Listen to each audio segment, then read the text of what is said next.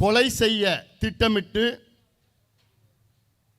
வடசென்னை பகுதி மாத்தூரில் குப்பை எரிவுலை திட்டத்தை, கார்பேஜ் இன்சினரேட்டர் திட்டத்தை கொண்டு வர திட்டமிட்டிருக்கின்றார்கள்.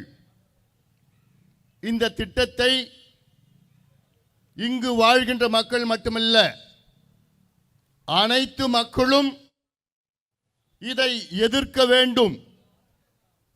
இந்த திட்டம் வந்தால் இந்த பகுதி மட்டுமல்ல, சுற்றுவட்டாரத்தில் உள்ள கோடிக்கணக்கான மக்கள் பாதிக்கப்படுவார்கள். இந்த திட்டம் தோல்வி அடைந்த திட்டம். இந்தியாவிலே மற்ற மாநிலங்களில் தோல்வி அடைந்த திட்டம். உலகளவில் அத்துணை நாடுகளிலும் தோல்வி அடைந்த திட்டம். இது ஃபெயிலியர். இது வேற எந்த நாட்டிலோ, இந்தியாவில் வேற எந்த நகரத்திலோ இன்றைய நிலையில் கிடையாது.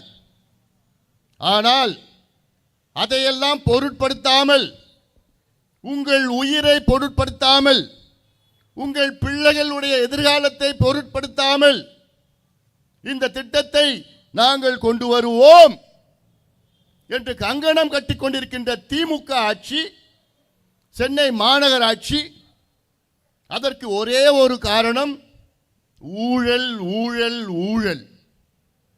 எப்படி கொலையை செய்கிறாங்கன்னா, ஒரே நாளில் உங்களுக்கு விஷம் கொடுக்கறது இல்லை, ஸ்லோ பாய்சனிங். தினம் தினம் உங்களுக்கு விஷம் கொடுத்து 6 மாதத்திலேயோ 1 வருஷத்திலேயோ 2 வருஷத்திலேயோ 2-3 வருஷத்திலேயோ உங்களை கொலை செய்ய திட்டமிட்டுட்டாங்க தமிழக அரசு. ஏன்னா இந்த குப்பை எரிவுலை என்பது மிக மிக மோசமான ஒன்று. இந்த திட்டம் அமெரிக்காவில் 30 ஆண்டு காலமாக தடை செய்யப்பட்டிருக்கிறது. ஐரோப்பாவில் புதுசாக யாருக்கும் எந்த நாட்டிலையும் பர்மிஷனை கொடுக்கல.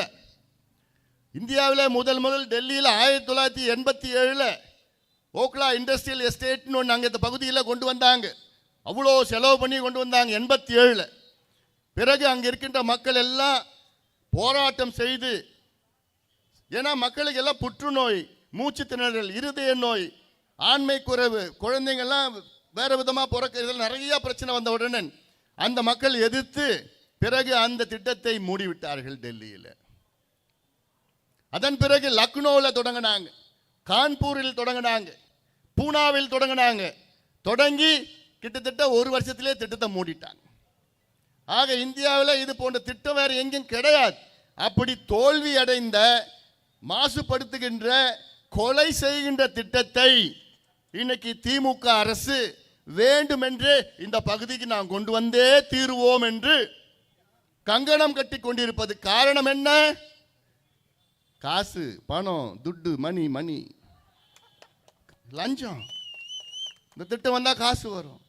ஏயா, உலக அளவில் இந்த குப்பை மேலாண்மை, திடக்கழிவு மேலாண்மை, இது எவ்வளோ நாட்டில் வெற்றிகரமாக செஞ்சிட்டு வராங்க. அதையெல்லாம், அந்த நல்ல திட்டங்கள்லாம் உங்களுக்கு கொண்டு வர துப்பு கிடையாது. ஜீரோ வேஸ்ட், பூஜ்ய குப்பை, எவ்வளோ திட்டங்கள் இருக்கு, தொழில்நுட்பங்கள் எவ்வளோ இருக்கு, அதெல்லாம் கொண்டு வரதுக்கு துப்பு கிடையாது. இத்தனைக்கும் நாங்கள் பசுமை தாயகம் சார்பிலையும் பாட்டாளி மக்கள் கட்சி சார்பிலையும் பல முறை உங்ககிட்ட கொடுத்துருக்குறோம். அதை செய்யறதுக்கு துப்பு கிடையாது. ஆனால் இந்த திட்டத்தை கொண்டு வந்து வேண்டாம் வேண்டாம், இங்கே இருக்கிற மக்கள் வேண்டாம் வேண்டான்னு சொல்கிறேன். ஏன் நான் சொல்கிறேன்னா, இந்த திட்டம் இங்கே வந்தா, இப்போ சாதாரணமாக ஒரு அனல் மின் நிலையம், நிலக்கரி பயன்படுத்துகின்ற அனல் மின் நிலையம், கோல் பேஸ் பவர் பிளான்ட், இந்த பவர் பிளான்ட்டை விட இந்த திட்டம் வந்தால் 28 மடங்கு அதிகமாக டயாக்சின் வெளிவரும். இந்த திட்டத்தின் கீழ் ஒரு கோல் பிளேஸ் பவர் பிளான்ட் இருந்ததுன்னா அதை விட 28 மடங்கு டயாக்சின். டயாக்சின் என்ன தெரியுமா? அப்படி நச்சு விஷம் வாயு. அந்த டயாக்சின் உங்களுக்குள்ள போச்சுன்னா முடிஞ்சு போச்சு.